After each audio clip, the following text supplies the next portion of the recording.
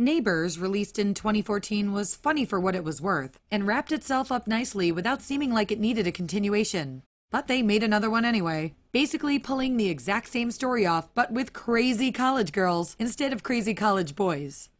Mac, Seth Rogen, and Kelly, Rose Byrne, have survived their encounter with Teddy, Zac Efron, and his fraternity pranks are moving on with their lives to a new home with their ever-growing family.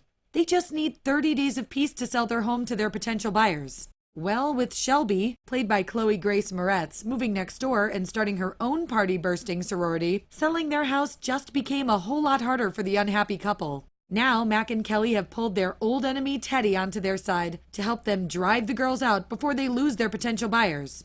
Like with 22 Jump Street, it's the same plot over again, but who really cares as long as you're having a good time? And that's pretty much the best way I can describe this movie.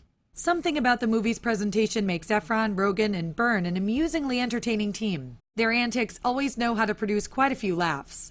There are some entertaining themes of old versus young, sexism amongst college sororities, and learning who your true friends are, but really it's the same blatant blasting of sexual humor, just intensified and accelerated. Sorority Rising is selling you the same product, but thanks to the cast and one of the most energetic performances Moretz has given since Kick-Ass, the cast brings it all together and proves it's even more fun the second time around. It is fairly predictable. You know how this will all end, and it leaves no room for any kind of surprises.